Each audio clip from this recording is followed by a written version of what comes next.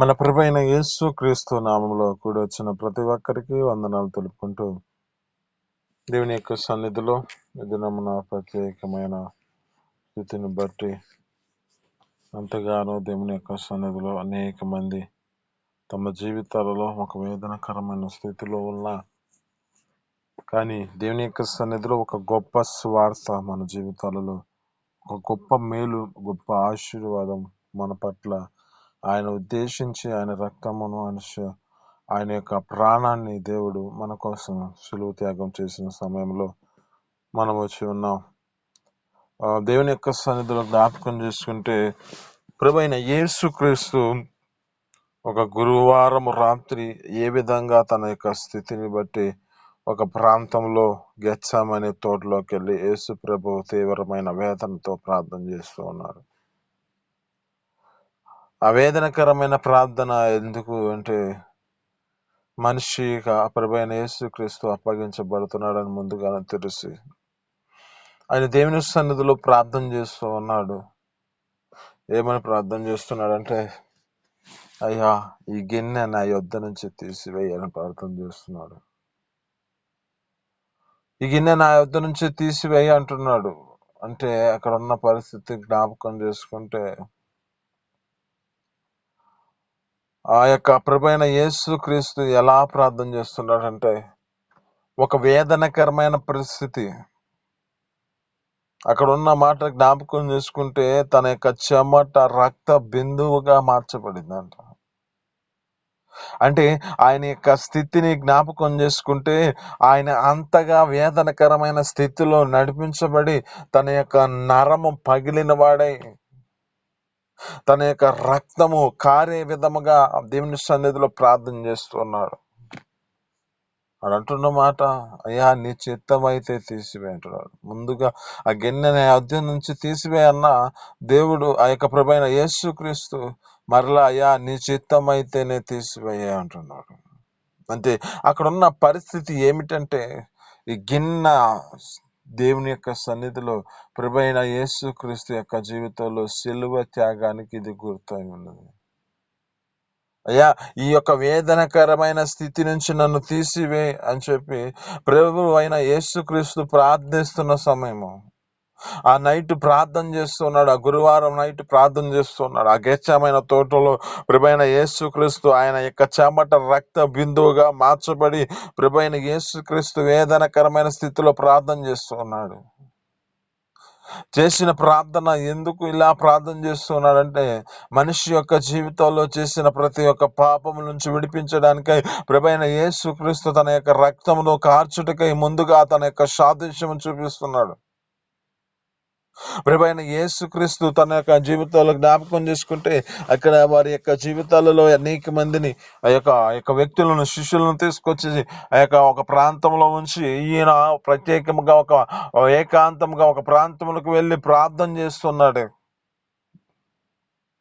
అంటున్న మాట ఏమిటంటే, వారితో మాట్లాడుతున్నాడు, మీరు శోధనలోనికి వెళ్ళకుండా మెలకువ కలిగి ప్రార్థన చేయండి అంటున్నాడు. మెలకువ కలిగి ప్రార్థన చేయమంటున్న వారి జీవితాల్లో వారు నిద్ర భారము చేత వారు దేవుని సన్నిధిలో ప్రార్థించకుండా వారి యొక్క స్థితిని బట్టి జ్ఞాపకం చేసుకుంటే ప్రార్థించే మనసు లేని పరిస్థితి. ఈ శోధనలోకి వెళ్తున్న పరిస్థితి ఎందుకు కలుగుతుంది అంటే, మనిషి జీవితంలో ఈ యొక్క పరిస్థితుల్లో వారి జీవితాలలో ప్రార్థించే మనసు లేక, మెలకువ కలిగి ఉండే స్థితిలో లేక ఈ విధమైన స్థితిలోనికి, శోధనలోనికి వెళ్తున్న పరిస్థితులు. అంటున్న మాట అదే, ప్రభువైన యేసుక్రీస్తు ఎంతగా వారి జీవితాల్లో జ్ఞాపకం చేసుకుంటే వారిని గ్రహించి ఇంకా చెప్పలేని పరిస్థితి వచ్చింది. కానీ ఇక్కడ ఉన్న పరిస్థితి జ్ఞాపకం చేసుకుంటే, ప్రభువైన యేసుక్రీస్తు తన యొక్క రక్తము ఆ యొక్క చెమట రక్తమునుగా మార్చబడింది. ఎందుకు ఇంత వేదనకరమైన పరిస్థితి? అది నీ కోసం నా కోసమే కదా. ఆయన సిలువ త్యాగం చేయబడింది నీ కోసం నా కోసమే కదా. ప్రభువైన యేసుక్రీస్తు అప్పగించబడిన ఆ దినమున జ్ఞాపకం చేసుకుంటే, అక్కడ ఉన్న పరిస్థితిలో తమ యొక్క జీవితాలు ఏ విధమైన స్థితిలో నడిపించబడ్డారు. తనను నమ్ముకున్న వారే తనను యొక్క స్థితిని బట్టి ఏ విధంగా అప్పగించిన పరిస్థితి, తను నమ్ముకున్న వారే తమ యొక్క జీవితాలలో అబద్ధమాడిన పరిస్థితి, తన అమ్మటి దిబ్బును ఎంబడించిన వారే ఈ విధమైన స్థితిలో నడిపించబడ్డారు. ప్రభువైన యేసుక్రీస్తు చనిపోయింది నీ కోసం, నా కోసం. ఎందుకని? ఏ విధమైన స్థితిలోంచి నిన్ను రక్షించడానికే కదా. నిన్ను ఆయన జీవితంలో ఏ విధముగా మన కొరకు ఆ యొక్క రక్తమును కార్చుటకు ఆయన ప్రభువైన యేసుక్రీస్తు అప్పగించబడింది. ఎందుకంటే ఈ విధమైన అబద్ధం ఆడుటగా దేవుని యొక్క సన్నిధిలో మన యొక్క జీవితాలలో ఏ స్థితిలో మనం నడిపించబడుతున్నాం. ఆ ప్రభువైన యేసుక్రీస్తు ఆ విధంగా అప్పగించబడిన సమయంలో మన జీవితాలు ఏ విధమైన స్థితిలో నడిపించబడాలి? ఆయన కొరకు జీవించేవారుగా మార్చబడాలి. ఇంకా అక్కడ ఉన్న మాటలు మనకు జ్ఞాపకం చేసుకుంటే, ఒక వ్యక్తి ఏమో హత్య చేసే వ్యక్తిగా మార్చబడ్డాడు, ఒక వ్యక్తి ఏమో ముద్దు పెట్టి అప్పగించిన పనిది, ఒక పరిస్థితిలో 3 సార్లు అబద్ధం ఆడిన పరిస్థితి. దేవుని యొక్క లేఖనాలు చదువుతున్నట్లు ప్రభువైన యేసుక్రీస్తు అన్ని ముందుగా చెబుతూ ఉన్నాడు. కాపరిని కొడుతూ ఉన్న సమయంలో, కాపరిని అప్పగించబడిన పరిస్థితిలో ఈ యొక్క గొర్రెలన్నీ చెదిరిపోతాయని చెబుతూ ముందుగానే చెబుతూ ఉన్నాడు ప్రభువైన యేసుక్రీస్తు. ఈ విధమైన పరిస్థితి ఎందుకు అంటే, ఆయన నీ కోసం నా కోసం తన జీవితంలో ఎలాంటి తీర్పుకి వెళ్ళిపోయాడు కదా. ప్రభువైన యేసుక్రీస్తు ఆయన ఏ దోషం లేని వాడై ఉన్నా పోయి ఆయన తన యొక్క జీవితంలో జ్ఞాపకం చేసుకుంటే ఒక తీర్పు దినముగా ఆ యొక్క వ్యక్తి నిలబడి తన జీవితంలో తలంచుకున్న పరిస్థితి వచ్చింది. ఎందుకోసం? ఆయన యొక్క శిలువ త్యాగముకు ముర్తుగా ఆయన సాదృశ్యం ఎందుకు? ఇది అంతా ఎందుకు? అది నీ కోసమే కదా, నా కోసమే కదా. దేవుని సన్నిధిలో మనం నడిపించబడుతున్న పరిస్థితులు ఎలాంటి పరిస్థితులు? ఆయన మనకు చూపించిన మార్గంలో మన యొక్క జీవితాలను ఏ విధంగా నడిపించబడుతున్నాయి? మనం అబద్ధం ఆడుతూ మన జీవితాలు నడిపించబడుతున్న పరిస్థితి. మన జీవితాలలో హత్యగా ఆ యొక్క నోటి ద్వారా కానీ, ఆ యొక్క మాట ద్వారా కానీ, ఆ యొక్క శరీరానుసారంగా తమ జీవితాలలో హత్య చేస్తున్న పరిస్థితులు ఉంటున్నాయి. మనుషుల యొక్క జీవితాలలో ఏ విధమైన స్థితిలో ఉన్నారంటే, మనిషిని ప్రేమించలేని పరిస్థితి. మనుషులు ద్వేషిస్తూ మనుషులు ఏ విధమైన స్థితిలో ఉన్నారంటే, ఎక్కడ దొరికితే అక్కడ చంపే పరిస్థితులు వస్తున్నాయి. దీనికోసం దేవుడు మనం బ్రతికించింది. ఏ స్థితిలో మన జీవితాలను ఉన్న ఆ ప్రభువైన యేసుక్రీస్తు మనల్ని ప్రేమించి ఒక ప్రత్యేకమైన స్థితిలో ఉంచుకున్నాడు. ప్రేమిస్తున్నారని చెబుతూ లోకానుసారంగా ప్రేమించి వారి జీవితాల్లో ఏం చేస్తున్నారంటే, లోక సంబంధమైన పరిస్థితుల్లో వారి జీవితాలను అప్పగించున్న పరిస్థితులు. శరీర సంబంధంగా ప్రతి మనిషి తమ జీవితాలలో ఏ విధంగా చేస్తున్నారంటే, లోపల ప్రేమిస్తున్నారు. ఆ యొక్క జ్ఞాపకం చేసుకుంటే, లోపల ప్రేమించుట కంటే, ఈ యొక్క బహిరంగంగా లోపల ప్రేమించుట కంటే బహిరంగంగా గర్దించుట మేలు అంటున్నాడు దేవుడు.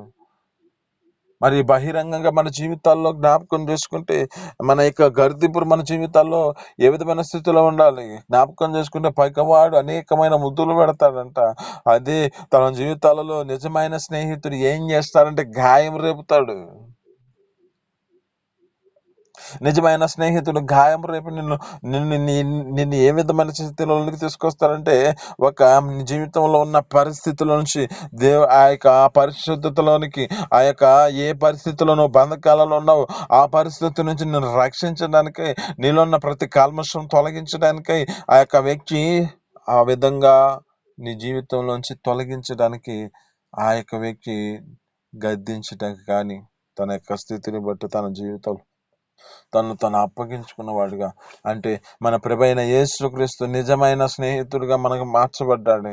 ఆయన ఒక స్నేహితుడిగా మనల్ని భావించుకొని మన జీవితాలలో మన యొక్క స్థితిని బట్టి ఏ ప్రేమ లేని మన జీవితాలలో, ఏ యోగ్యత లేని మన జీవితాలలో ఆయన సహోదరులుగా ఆయన యొక్క జ్ఞాపకం చేసుకుంటే ఒక స్నేహితుడిగా భావిస్తున్నాడు. ఈ భావించిన మన దేవుని సన్నిధిలో ఆయనతో మన జీవితాలను ఏ విధముగా అంటుకట్టుబడి ఉండాలి? మీరు నాకు స్నేహితులు అంటున్నాడే. ప్రభువైన యేసుక్రీస్తు యొక్క జీవితంలో ఏ విధమైన స్థితిలోనికి ఉన్నాడు? వేదనకరమైన పరిస్థితి అండి. ఎంతగా బాధపడి ఉంటాడు. సిలువ త్యాగం చేయబడక మున్పే ఆయన రక్తము కార్చబడింది. చెమట రక్తముగా మార్చబడింది. ముందుగానే సాదృశ్యముగా చూపిస్తున్నాడు. ఆయన ఎంత వేదనగా కరంగా ఉండి ఆ యొక్క నరము పగిలిన పరిస్థితిలో ఆ రక్తం కారింది. ఎందుకు ఇదంతా? నీ కోసమే గదా! నా కోసము గదా! ఆయన అంతగా సిలువ త్యాగం చేయబడిన ఆ సిలువ త్యాగం మన జీవితాలలో మర్చిపోతూ ఏ విధమైన స్థితిలోనికి వస్తున్నామంటే మరలా సిలువ వేస్తున్న పరిస్థితి. ఆయన చూపించిన ప్రేమ ఇలాంటిదా? ఆయన ఎంతగా తన జీవితంలో ఏ విధంగా అప్పగించబడ్డాడో మనం జ్ఞాపకం చేసుకుంటూ యెషయా గ్రంథం 53వ అధ్యాయం 2వ వచనంలో ఉంటున్న మాటలు జ్ఞాపకం చేసుకుందాం. ఒకసారి చదవండి త్వరగా. యెషయా గ్రంథం 53వ అధ్యాయం 2వ వచనం.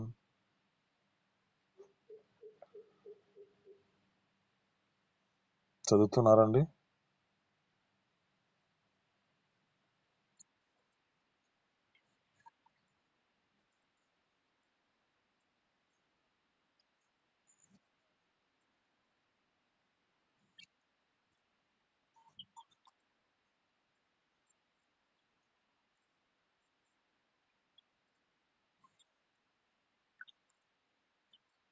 ఇక్కడున్న మాటలు మనం జ్ఞాపకం చేసుకుంటే ఏ విధమైన స్థితిలోనికి వెళ్ళిపోయాడు మన ప్రభువైన యేసుక్రీస్తు. లేత మొక్క వలె ఎండిన భూమిలో ఆయన మొలిచిన మొక్క వలె ఆయన ఎదుట పెరిగి ఉన్నాడంట. అంటే ఆయన పరిస్థితి ఎలాగుంది? ఆయన జీవితం ఎలాగ మార్చబడింది అంటే, ఆయన యందు స్వరూపమైనను, సొగసైనను లేదంట. ఆయన తునీకరించబడిన వాడై, ఆయన ఏమాత్రం యోగ్యత లేనివాడుగా, ఆయన జీవితంలో ఏమాత్రం ఆకర్షించేవాడుగా, తన యొక్క మొఖము అంతా పరిస్థితి ఎలా పరచబడిందంటే, అసలు చూడడానికి ఆయన మొఖము వికారమైన పరిస్థితి. ఎందుకు ఈ విధమైన స్థితిలోనికెళ్ళాడు ప్రభువైన యేసుక్రీస్తు? అది నీ కోసం, నా కోసమే గదా! ఆయన యొక్క జీవితంలో సిలువ రక్తమును ఆ యొక్క జీవితంలో కార్చబడి, తన యొక్క మొఖము స్వరూపమైనను, సొగసైనను ఆకర్షించినట్లుగా ఏమాత్రము లేని పరిస్థితే. ఆయన యొక్క పరిస్థితిని జ్ఞాపకం చేసుకుంటే, మన కొరకు తన జీవితంలో వ్యసనాక్రాంతుడుగా, వ్యాధిని అనుభవించేవాడుగా, తన జీవితంలో అనిపించిన పరిస్థితి. ఆయన నీ కోసం గాయపరచబడ్డాడే. ఆయన నీకోసం ఒక వధకు తేవబడిన ఒక గొర్రె పిల్ల వలె మౌనముగా తన జీవితంలో తలంచుకునే పరిస్థితి వచ్చింది. ఎందుకోసం ఇది? మ్యూట్‌లో ఎయండండి ప్రియాంక గారు. ఇక్కడున్న మాట జ్ఞాపకం చేసుకుంటే ఏ విధమైన స్థితిలోనికెళ్ళామో, మన జీవితాల్లో జ్ఞాపకం చేసుకుంటే, ఆయన ప్రభువైన యేసుక్రీస్తు ఎంతగా తన జీవితాన్ని అప్పగించుకున్నాడో కనబడుతుంది. మరి అప్పగించుకునబడిన సమయంలో మన జీవితాల్లో మనకు చూపించిన మార్గంలో మనం నడిపించబడలేని పరిస్థితి అయితే ఎలా? శిష్యులని పిలువబడుతున్న వారి ఏ విధమైన పరిస్థితికొచ్చారంటే, ఒకడు ముద్దు పెట్టి అప్పగించిన పరిస్థితి, రెండోవాడు యొక్క స్థితిని బట్టి హత్య చేస్తున్న పరిస్థితి. ఇదా నేర్పింది ప్రభువైన యేసుక్రీస్తు. ఇంకొకడు ఏ విధమైన పరిస్థితులుంటే అబద్ధం ఆడుతున్న పరిస్థితి. ఈ విధమైన పరిస్థితిలో నడిపించమన్నాడా? ప్రభువైన యేసుక్రీస్తు అంతగా తన యొక్క జీవితంలో అంతగా నేర్పించిన నేర్పు ఏమైపోయింది? ఆయనతో పాటు తిరిగిన వారే, ఆయనతో పాటు వెంబడించిన వారే, ఆయనతో పాటు నేర్చుకుంటున్న ప్రతిదీ ఆయన ఏ విధమైన స్థితిలో నడిపిస్తున్నాడో అదంతా తెలిసిన వారే మరి ఎందుకు ఈ విధమైన పరిస్థితికి వస్తున్నారు? ఆయన నీ కోసం తన యొక్క రక్తాన్ని ఇచ్చింది ఎందుకా? ఆయన నీ కోసం ప్రాణం పెట్టింది ఎందుకా? ఆయన జీవితంలో ఈ విధమైన స్థితిలో త్యాగం చేసింది ఎందుకా? కనుక మన జీవితాలు గ్రహించాలి ప్రభువైన యేసుక్రీస్తు. అక్కడున్న 53వ అధ్యాయంలో దాన్ని చదువుకుంటే మనిషి యొక్క జీవితంలో ఆయన ఎంతగా త్యాగం చేశాడో కనపడుతది. ప్రభువైన యేసుక్రీస్తు మన కోసం ఎంతగా తన జీవితాన్ని తగ్గించుకొని, ఎంతగా తునీకరించబడి, ఎంతగా తన జీవితంలో వేదనకరమైన పరిస్థితికొచ్చాడో కనపడతది. ఆయన ఎందుకు ఆ విధమైన పరిస్థితికొచ్చాడు? ఎందుకు ఆ విధమైన జీవితంలో నడిపించబడ్డాడంటే మన యొక్క పాపాల నిమిత్తమై, మన కొరకే మనం చేసిన దోషము నిమిత్తమై ఆయనను తను అప్పగించుకున్న పరిస్థితి. అక్కడ అంటున్న మాట జ్ఞాపకం చేసుకుంటే, అక్కడ దేవుడు అంటున్నాడు, ఆ యొక్క దేవుడికి జ్ఞాపకం చేసుకుంటే అతడు ఆ యొక్క వ్యక్తిని నలగగొట్టుట దేవునికి ఇష్టమైపోయింది. ఎందుకు దేవునికి ఇష్టం అంటే, ఈ విధమైన స్థితిలోనికి వెళితేనే అనేక మంది జీవితాలలో ఆయన సంతానం ఆయనను చూస్తుంది, ఆయన దీర్ఘాయుష్మంతుడగుతున్నాడు. ప్రభువైన యేసుక్రీస్తు సిలువ త్యాగం చేయబడిన తర్వాత, ప్రభువైన యేసుక్రీస్తు 3 దినముల తర్వాత ఒక పునరుద్ధానుడుగా లేచిన సమయంలో ఏ విధంగా ఇక అతడు దీర్ఘ ఆయుష్మంతుడుగా కనపడుతున్నాడు. అతని సంతానం ఆయన చూస్తుంది. ఆయన జ్ఞాపకం చేసుకుంటే మన కొరకు ఏ విధంగా అప్పగించబడ్డాడంటే, సమాధాన బలిగా ఆయన మన కొరకు అప్పగించబడ్డాడు. ఆయన తన జీవితంలో ఏ విధమైన స్థితిలో నిలపించబడ్డాడంటే, తను అప్పగించుకున్న వాడి తన యొక్క స్థితిని బట్టి మన యొక్క పాపాల నిమిత్తమై ఒక నిర్దోషమైన పరిశుద్ధమైన ఒక రక్తము కలిగిన వాడు ప్రభువైన యేసుక్రీస్తు మన కొరకు తన యొక్క రక్తాన్ని ఇచ్చి మన పాపములన్నిటిని కొట్టివేసిన నీ జీవితంలో హంతకుడుగా మార్చబడుతున్నావా? కొట్టివేసిన నీవు నీ జీవితంలో పగవాడి వలె ముద్దులు పెడుతున్న పరిస్థితి. కొట్టివేసిన నీ జీవితంలో నీ స్థితిని బట్టి నేర్పించిన నేర్పించకుండా అబద్ధములాడుతున్న పరిస్థితి. గుర్తు చేసుకో, నువ్వు ఏ విధమైన స్థితిలో ఉన్నావు. ప్రభువైన యేసుక్రీస్తు నీ కోసం ఇచ్చింది రక్తాన్ని ఆ విధమైన స్థితిలో నడిపించబడాలని కాదు. ప్రభువైన యేసుక్రీస్తు నీ కోసం తన యొక్క ప్రాణాన్ని ఇచ్చింది ఆ విధమైన స్థితిలో నీ పరిస్థితిని నడిపించబడాలని కాదు. ఒక మాట జ్ఞాపకం చేస్తున్నాను. ప్రభువైన యేసుక్రీస్తు తన జీవితంలో ఏ విధంగా స్థితిలో నడిపించబడ్డాడో మన జీవితాల్లో జ్ఞాపకం చేసుకుంటే, మనం ఏ విధమైన స్థితిలో నడిపించబడాలంటే, ఆ యొక్క కీర్తనలో 15వ అధ్యాయంలో మొదటి వచ్చిన కాడికి జ్ఞాపకం చేసుకుంటే, యెహోవా నీ గుడారంలో అతిథిగా ఉండదగిన వాడెవడు, నీ పరిశుద్ధ పర్వతం మీద నివసింపదగిన వాడెవడు, యథార్థ ప్రవర్తన కలిగి హృదయపూర్వకంగా నిజము పలుకువాడే అంటుంది. మరి మన జీవితాలలో ప్రతి విషయాలలో యథార్థ ప్రవర్తన కలిగి మనం హృదయపూర్వకముగా మన జీవితాల్లో నడిపించబడుతూ ఆయన ఒక ప్రత్యేకమైన స్థితిలో ఆయన గుడారంలో మనం నివసించాలి. ప్రభువైన యేసుక్రీస్తు ఎదుట మన జీవితాల్లో నిర్దోషులుగా నిలబెడుకుంటూ ఆయన ఇచ్చిన మన నివాసము మన జీవితాలలో ఆ ప్రభువైన గుడారములు మనం అతిథిగా ఉండేవారుగా మన జీవితాలు సిద్ధపాటు కలిగి ఉండాలి. ఆయనకి అందుకే కదా ఆయన అంటున్నాడు కదా, నేను వెళ్తున్నాను మీ కాడికి ఆదరణకర్త వస్తాడు. నేను నా తండ్రి వద్ద అనేకమైన నివాసాలు ఉన్నాయి. యోహాను సువార్త 14వ అధ్యాయంలో 2వ వచనంలో ఉంటుంది. ఇక్కడ అంటున్న మాట జ్ఞాపకం చేసుకుంటే, నేను నా తండ్రి వద్దకు వెళుతున్నాను, నా తండ్రి వద్ద అనేకమైన నివాసాలు ఉన్నాయి, లేని నీడలు మీకు చూపుదును అంటూ ఆయన మన కొరకు సిద్ధపరుస్తున్న స్థలాలకి ఆ గుడారాలములోకి మనం అతిథిగా ఉండాలంటే మన జీవితాల్లో హృదయపూర్వకంగా ఆ యొక్క నిజము పలకాలి. అక్కడ అంటున్న మాటలు మనం చాలా చక్కగా గమనిస్తే వాటిని మనం అనుసరించగలిగితే ఆ కీర్తనలు 15వ అధ్యాయంలో మన జీవితాలు అప్పగించబడి వాటితో మన జీవితాలు నడిపించబడితే ఆ నిత్య పరలోక రాజ్యానికి మనము కూడా ఆయన మన యందు ఆ గుడారంలో కూడా మనం నివాసం కలిగి ఉండడానికి మనం యోగ్యత అర్హులుగా మనం మార్చబడతాం. కనుక ఆయన శిలువ త్యాగం చేస్తున్న ఆ శిలువ త్యాగాన్ని నువ్వు మర్చిపోవద్దు. ఆయన యందు నీ జీవితాన్ని అప్పగించుకో. ఏ విధమైన స్థితిలో నీ జీవితం నడిపించబడుతుందో, అనేకమైన ముద్దులు పెట్టకుండా, అనేకమైన స్థితిని బట్టి హత్య చేసేవారుగా మార్చబడకుండా, అనేకమైన అబద్ధములు ఆడేవాడిగా నువ్వు నడిపించబడకుండా ఆయన నీ కోసం ఎంతగా చేశాడో దాన్ని జ్ఞాపకం చేసుకుంటూ ఆ గుడారంలో అతిథిగా నీ జీవితంలో ఆ నివాస స్థలానికి వెళ్ళేవాడిగా నీ జీవితం సిద్ధపాటు కలిగి ఉండు. ఈ మాటలు మీ వినికులలో దీవించి ఫలించును గాక. చిన్ని ప్రార్థన. పరిశుద్ధుడా, జీవాధిపతి, ఆశ్చర్యకరణ మహోన్నతుడానికి స్తోత్రాలు తండ్రి.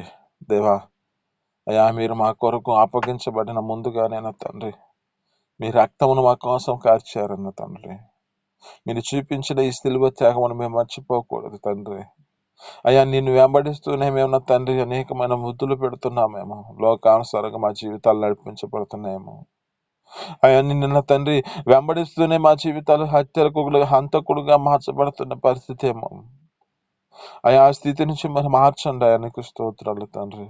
అయ్యా నిన్ను వెంబడిస్తూనే మా జీవితాలు అనేకమైన అబద్ధములు ఆడుతున్న పరిస్థితి ఏమో అవి స్థితి నుంచి మార్చి నా తండ్రి నీ గుడారంలో హృదయగా అయా మా జీవితాలు నడిపించబడినట్లుగా నీ నివాస స్థలమునకు మా జీవితాలు కూడా నా తండ్రి నడిపించబడే పరిస్థితులకు మేము వచ్చినట్లుగా యథార్థ ప్రవృత్తులు కలిగి హృదయపూర్వకంగా నిజం పలుకుతూ మా జీవితాలు నడిపించే కృపను మాకు దయచేసి మీ సన్నిధులు నిలబెట్టుకొని నీకు మేము తెచ్చుకోమని యేసు పరిశుద్ధ నామములో అడిగి పొందుకొని జీవిస్తున్నాం తండ్రి ఆమేన్.